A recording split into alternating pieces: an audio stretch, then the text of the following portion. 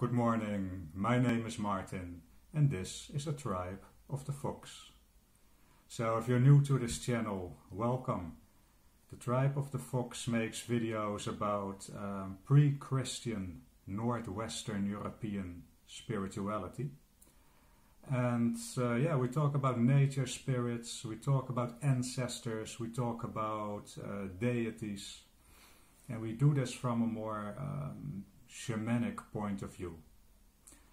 So that doesn't mean that Dirkjen and me, so Dirkjen and me are the ones who make this channel. It doesn't mean that we are shamans ourselves, we're not. And we're also not teachers, but we use shamanic techniques ourselves and we share our experiences with you. So if you think that's interesting, then please like and subscribe, because that makes our channel grow.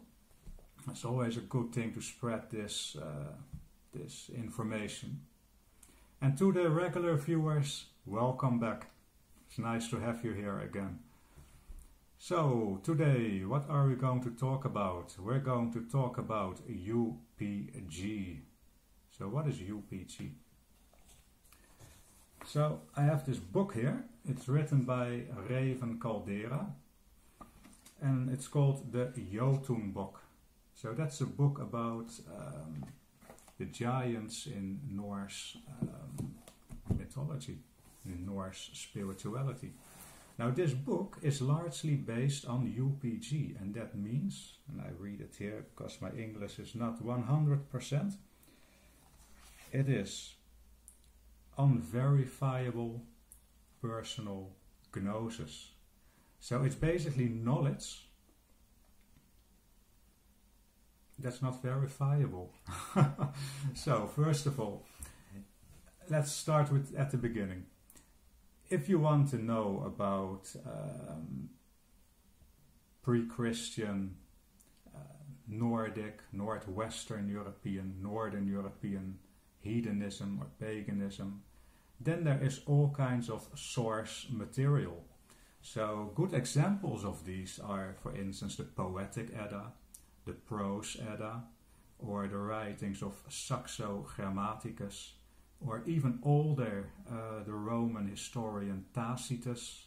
He has written about the tribes and their customs that lived here in Northern Europe. And there are more snippets of information, of course, available, such as the rune poems from the Anglo-Saxon runes. So that's all very interesting and it's very good to study that. So that is what I call source material. And some people, they base their spiritual practice, their heathen spiritual practice on that. That's perfectly okay. However, there are also people like Dirkjen and me, and there are many more, who are interested in shamanic journeying. So what that is that you actually use techniques to visit certain deities or to visit other realms. The realms that you read about, for instance, in the source materials.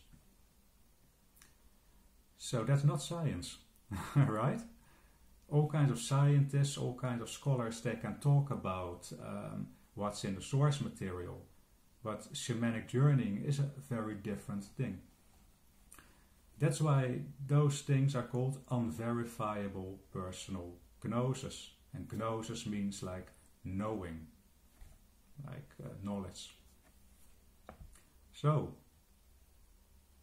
is it any good? Is it useful to journey to other worlds?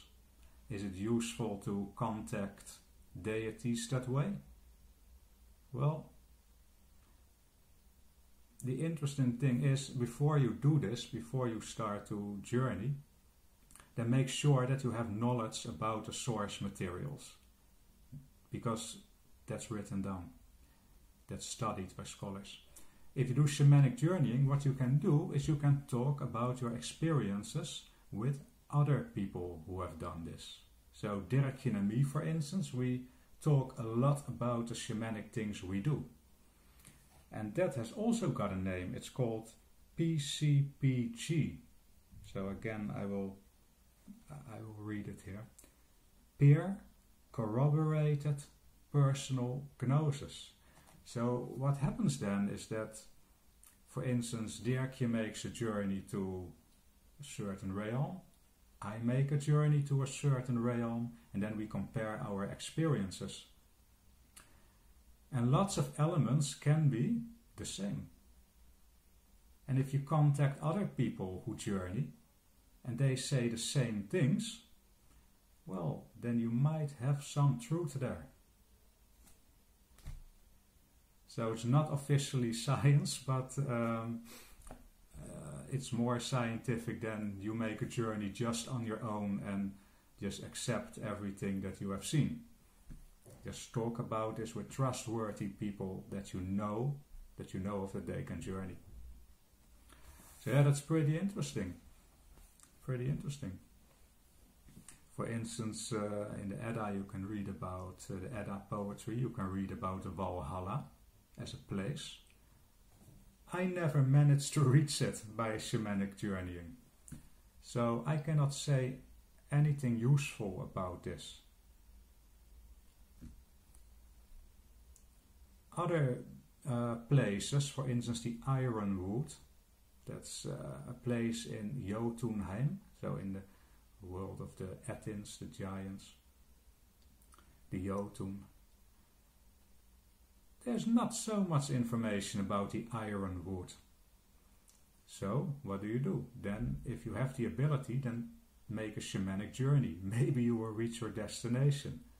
And then talk about it with other people. So Dirkje and me are doing this, for instance. And our experiences match quite well, actually. So yeah. And in the source material you can also read about beings that there's not much known about them. For instance, there's a lot written about Odin or about Loki or Freya. There's lots of information. But how about Angerboda or Thorgerder? There's less information about them. So then you have to go yourself. But you don't always reach your goal. For the simple reason is that we are all differently, let's say, wired. So Dirkje, for instance, she can travel to the wild hunt. She can experience the wild hunt. I don't. I have visited the realm of the dead for about 200 times. I made this into a project in the past. Yeah, I can do that, but I cannot go to, for instance, Valhalla. I never reached that place. Yeah. So, where you end up, of course, you put your intention behind it, from I'm going there. And if you arrive, well, that's never certain, actually. Some people are just not meant to go certain places. Same goes for deities. They contact you. Sometimes they contact you. But if you want to contact them, well, it's up to them if they want contact. So yeah, it's exploring, basically. So it's unverifiable personal gnosis if you just make a trip on your own and you just take that information as true. But it becomes, and I have to read this difficult word again, peer corroborated personal gnosis. So if you talk with other people who journey and you have all the same experiences, then you can accept it as probably fact. So yeah, that's a very interesting thing to do, and I told it before. I recommend all of you to expand your knowledge by making shamanic journeys. Now, I am not teaching you how to do this. I do tell a lot, but I'm not a teacher.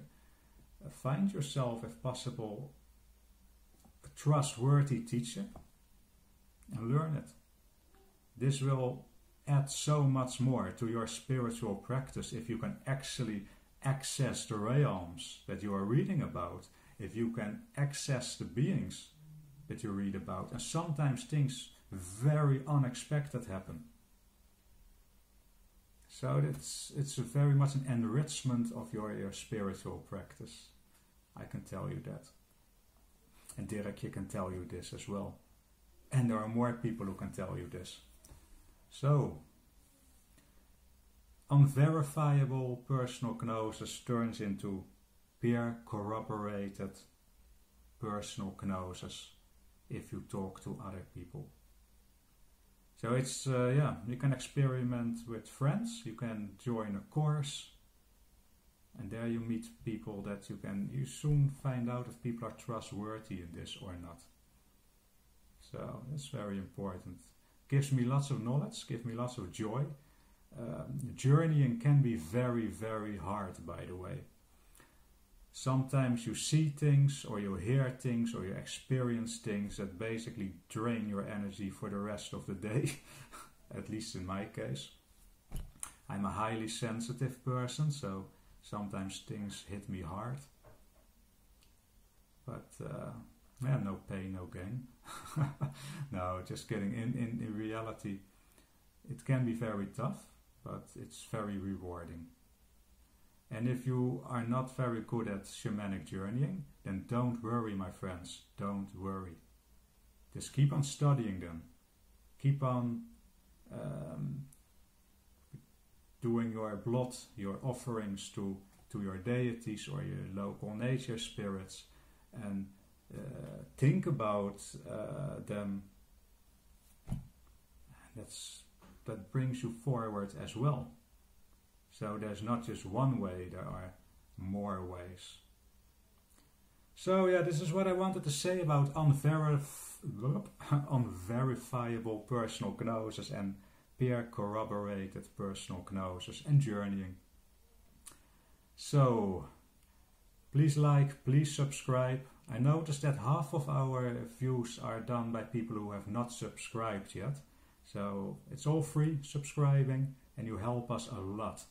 And please comment in the comment section, because we really enjoy that. And we read all of your comments. At least we try to read all of your comments.